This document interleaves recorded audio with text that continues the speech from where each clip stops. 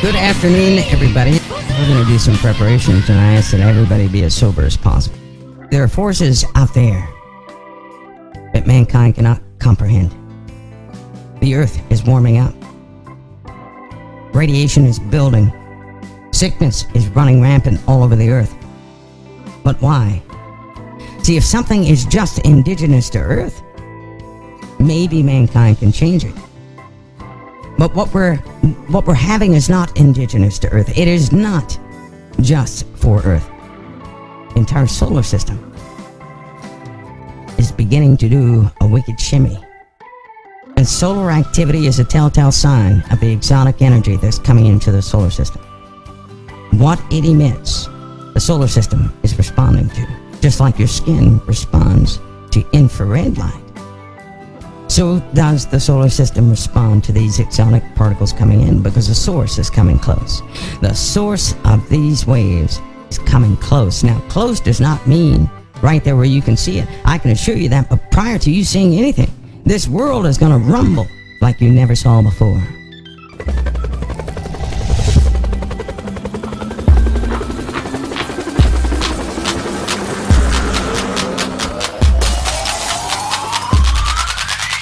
Now for something completely different. Completely different. Completely different.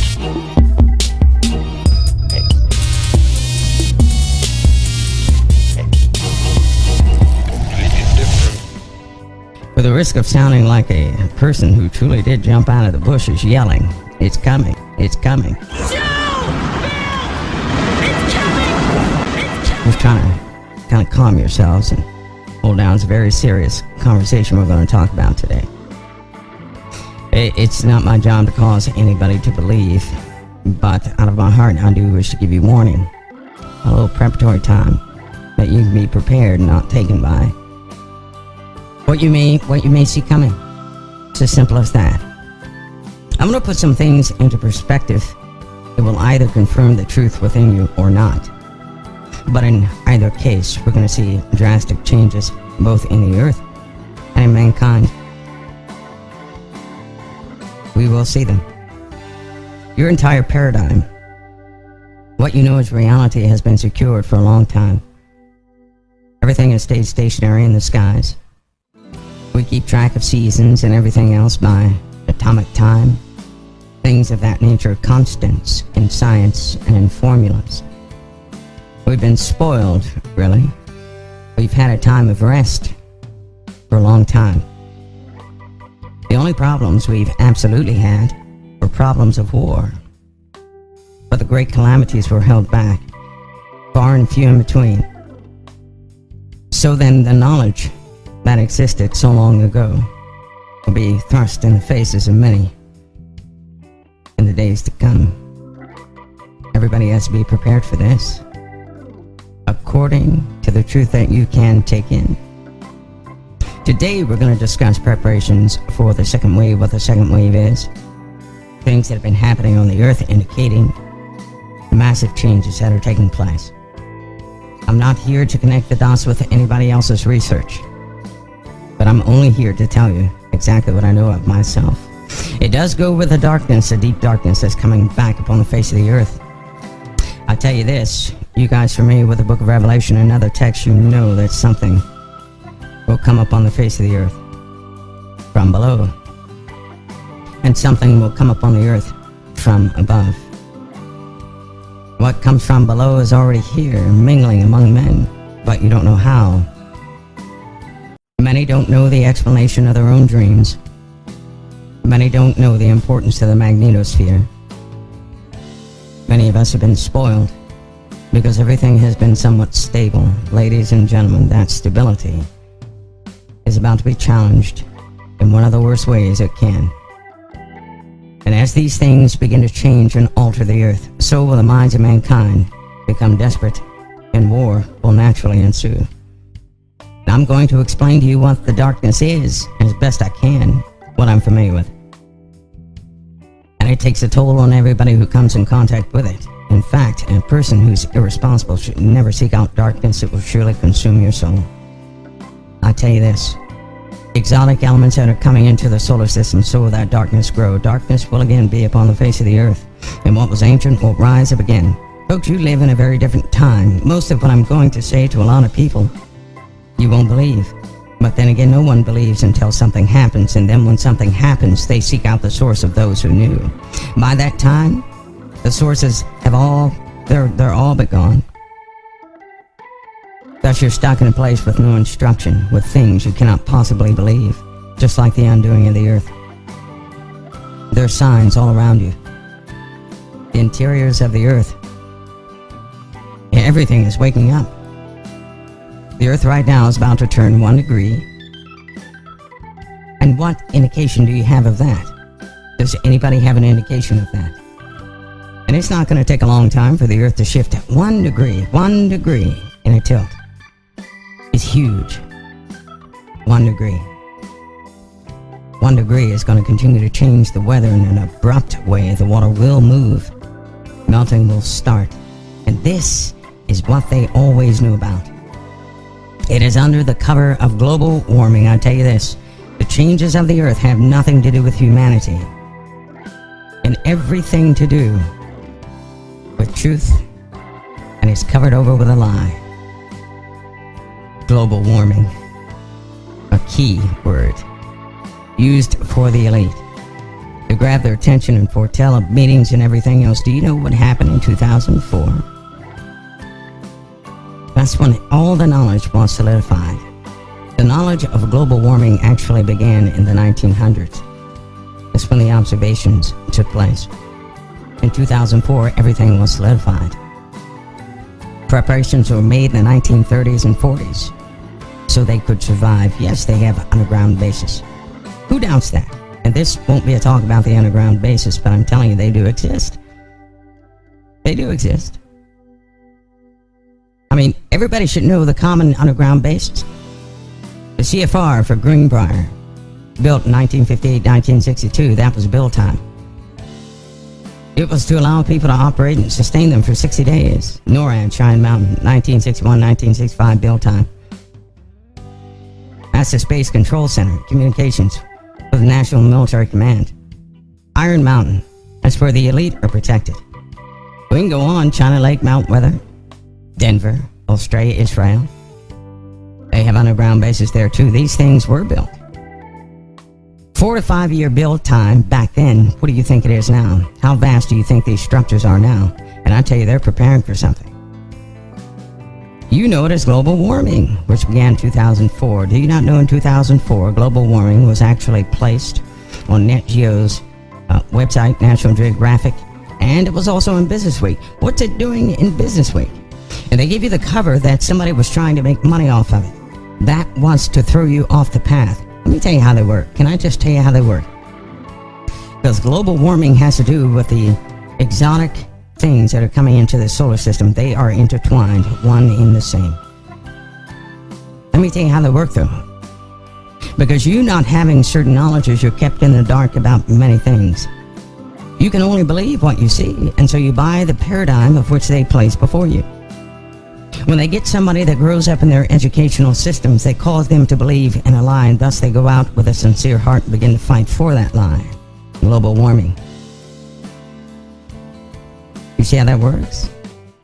They actually do believe in global warming, those spokespersons. Because they sincerely believe you can always detect the sincerity. That's what keeps it plausible in your mind. It's important you understand this process. That's how they work. It's how they always have worked. Is everybody clear on that process? Like with the government, they raise a person telling them lies about the government, education. They pat them on the back and say, job well done, and then they place them in a position of power. That person wholeheartedly does their job believing in what they're doing. They do that so that because you can always sense sincerity. I'm telling you that people have been raised into a lie. You have detected their sincerity, which causes you to believe in their cause. Then it spreads like a virus. This is what has happened to the world, and it's time that you look beyond it. I know there's still some folks back in Washington who refuse to admit that climate change is real. And on a day like today, it's hard to get too worried about it. There are folks who will equivocate. They'll say, you know, I'm not a scientist. Well, I'm not either. But the best scientists in the world know that climate change is happening. Our analysts in the intelligence community know climate change is happening. Our military leaders, generals and admirals, active duty and retired, know it's happening. Our Homeland Security professionals know it is happening, and our Coast Guard knows it's happening. The science is indisputable. We've become a slave to a paradigm that's an illusion. All of what you see is not real, though it has real effects upon your life. You are simply maneuvered by a control system that you need to break free of. I'm trying to help you before it comes crumbling down, and then your heart starts pumping very fast. Because in your mind, you will think that your world came to an end. Men's hearts will fail them for fear, for looking after those things that are coming upon the world. That's not from one thing, that's from multiple things. 2004, global warming hit the front pages. Scientists, they already admitted back in 2004 and swept all that under the carpet. They didn't know the dynamics of climate change, and thus Princeton University was charged with the task of coming up with something, and coming up with something quick. Now when you talk about global warming, people get this question in their heads. They'll say, I don't believe in global warming, yet it's getting warmer every single year. So what they did was they threw out a word, and people began to chase and support the word with what's happening in the world. The conditions of global warming are absolutely 100% real. The earth is warming up. Radiation is building. Sickness is running rampant all over the earth. But why? You see, there are forces out there that mankind cannot comprehend. 2004, everything started. Why did it start in 2004? Because that was the impact of a magnetar. That's why. That was the impact of a magnetar. That's when the top of our atmosphere was ripped off by a wave sent by a magnetar. That's why. A piece of our atmosphere was ripped off and you didn't even know it in 2004. Nobody talked about that, did they? Anybody discuss that? No, they didn't. Oh, they had all the instrumentation in the world monitoring it. They were scared to death. They didn't know what would happen. They didn't know. But I'm telling you, they were deathly afraid because they saw it coming. They can see a lot of things coming. They're not going to tell you. For what good would that do? You will only get in the way. Telling you that in 2004, everything changed. And that's why in 2005, the United Nations had the Climate Change Conference. We know that climate change is the single most important environmental issue facing the world today. The scientific evidence on climate change from the Intergovernmental Panel on Climate Change that met in Montreal in September, and from many others, is more compelling than ever. We know that the longer we wait, the larger will be the challenge and the damage from climate change. The broad-based consensus is that more action is required now. How convenient. 2004 global warming, that discussion really takes off. And in 2005, they had the Climate Change Conference. How convenient. Ever since 2005, what have you noticed? A change in weather phenomena, a change in earthquake activity, a change with the other objects in space. That's why we send probes all over the place. For proof of something, yes, but to also monitor.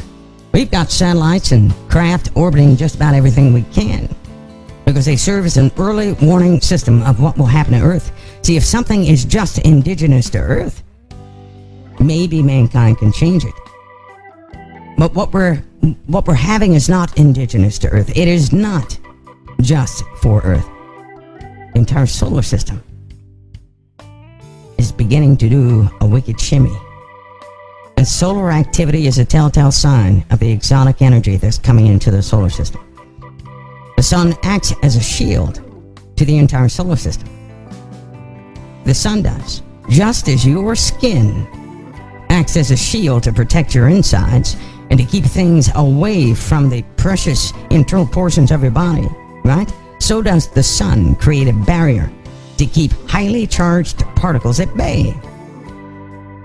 And every so often, it's pierced. The skin,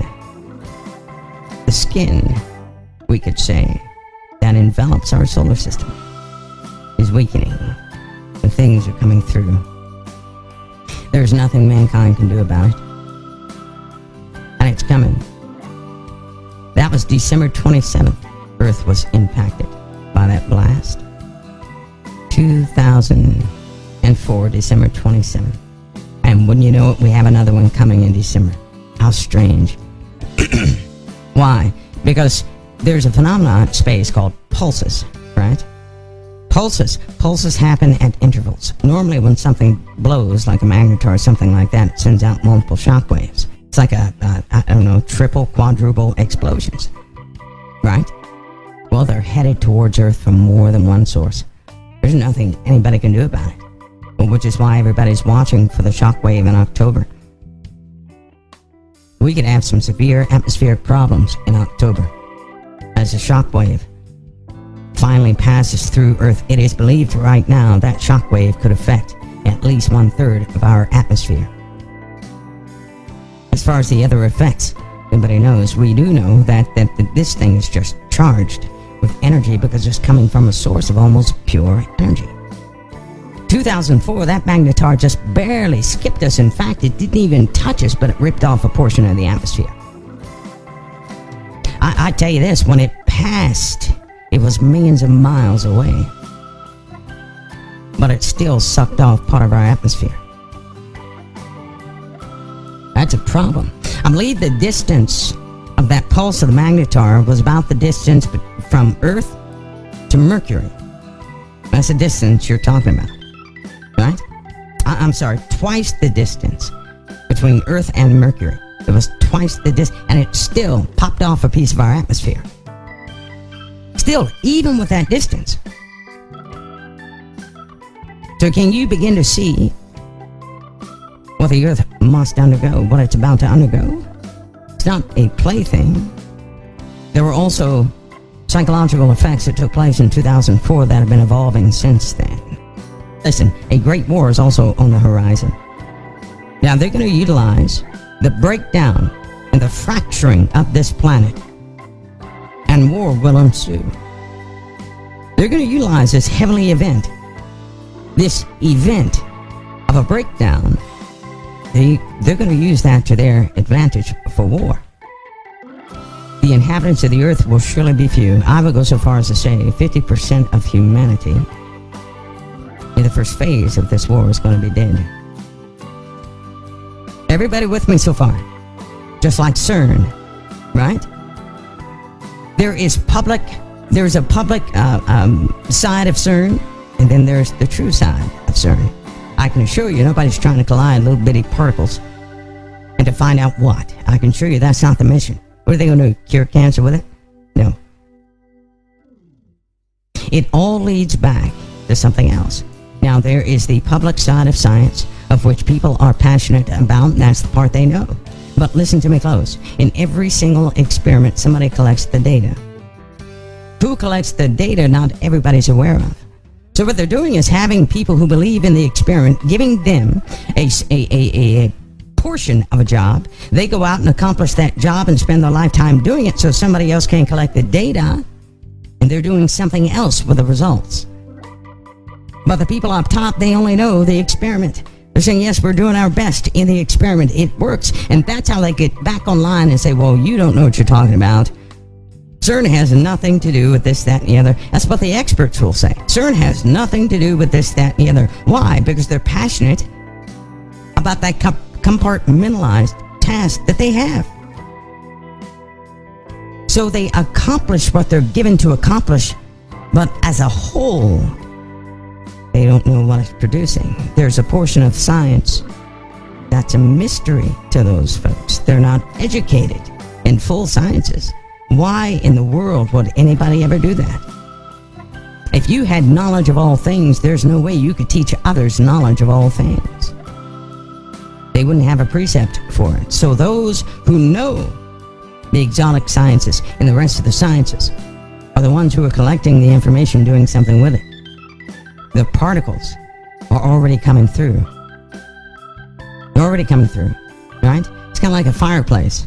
You light up a fireplace, right? You get near the fire and you start feeling the heat. The fire didn't pass through you, you didn't pass through the fire, but you feel the heat. What is that? Infrared light. All you're feeling is light.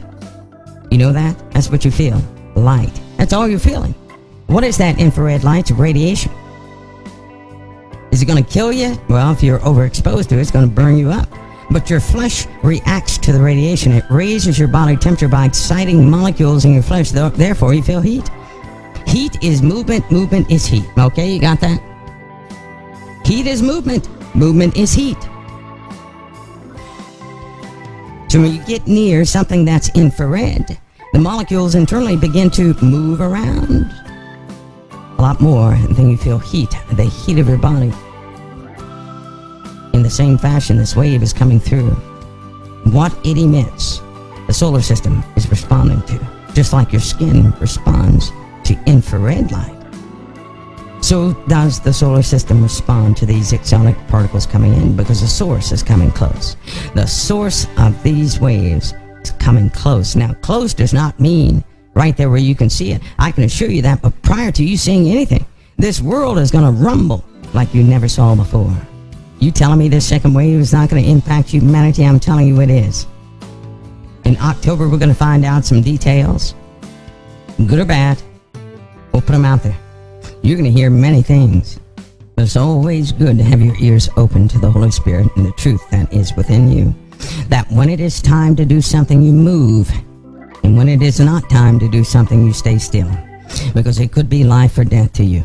That means I don't have the final word on what you must do. The Lord does. Not one man on earth has a final word for what you must do. The Lord knows what you must do. And because he said he will never leave you nor forsake you, he will instruct you. Okay? So as I go through these things, I can only advise. But you must have your ear open to the Lord. Because if you don't, you're going to follow the advice of man, and by that man's word you may die.